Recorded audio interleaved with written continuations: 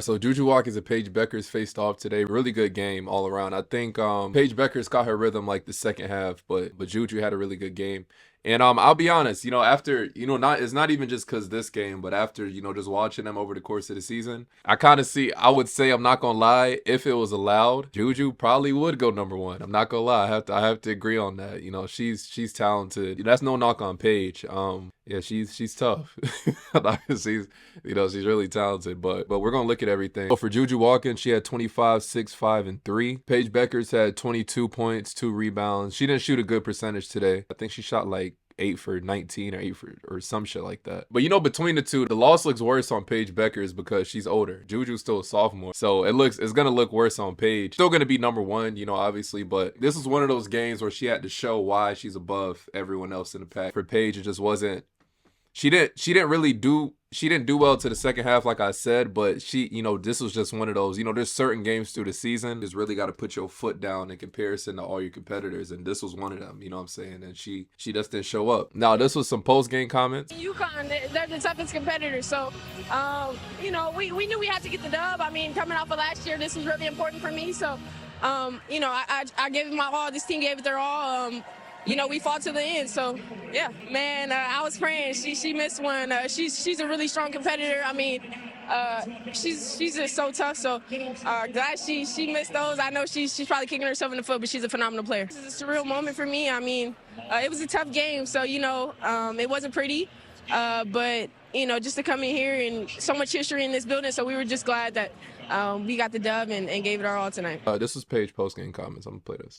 Yeah, just to be clear, that game was not won or lost with those 3 free throws. Sarah was a huge reason we were a huge part of that second half comeback and the reason we were even in the game. But for her to continue to show up on this stage, and continue to play as well as she has, continue to affect the game in so many different ways, whether it be rebounding, defending, assisting, scoring. But yeah, I don't want people to get the wrong impression of that she didn't impact this game tremendously in a very positive way. And those games was not decided in the last minute with those free throws. This is Paige on a JuJu matchup. I'm gonna play this. Yeah, definitely playing against great players. You embrace the matchup. You have fun in the moment. Both teams are trying to win. But yeah, matchups like these are why we play basketball. And so, yeah. Geno, this was Geno's press conference after the game. He actually spoke on the loss. I'm gonna play a little bit of what he said. The team that they came out of the locker room to play in the second half, kind of disappointed and not at all happy with the team that came out to start the game. So we gotta figure out what the difference is between those two teams, how we can hold them to less points in the second half than they scored in the first quarter. So, a lot of great things to be proud of that second half. Has happened a lot in this building. It's just that not as many people were paying attention, outside the building.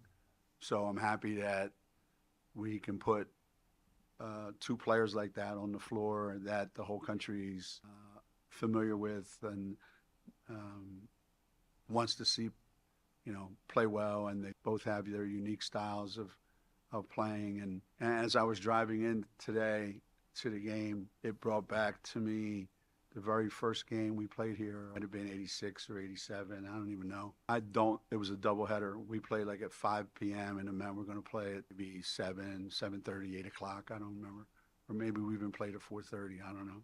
I don't think there were 100 people in the building. To drive up here and know that there was going to be 16,000 people here, plus the game on national television, it doesn't seem like, we're talking about the same universe. You can tell by his comments, even he could sense the shift in women's basketball. Him talking about how back in 86, there wasn't even 100 people basically in the arena to now 16,000, which is crazy. You know how much basketball that guy has seen over all the years. He's been killing stuff. So it's all you could tell is it's new to him, despite him being a real OG in, women's sports. It's still even fairly new to him.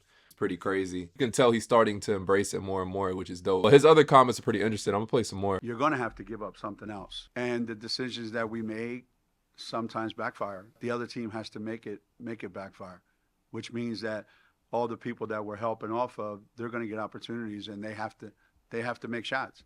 But you can't get upset at your team for that, because that's what you wanted to do.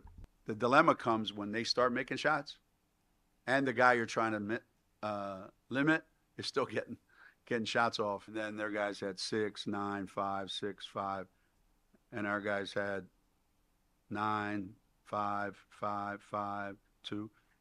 Not that big a difference, right? In order for us to win, it's when do you make them, and it's also how many ways do you have to score. They could score inside on us today, which we understand that, but they made threes they don't make, so that ends up being the margin in the end, because we shot more free throws. We made more free throws than them, but in these games, if we don't make more threes than the other team, it's going to be really hard for us to win.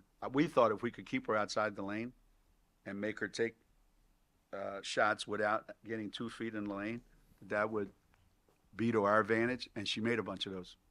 So now all of a sudden you have to come out a little bit, and now her quickness starts to become a factor.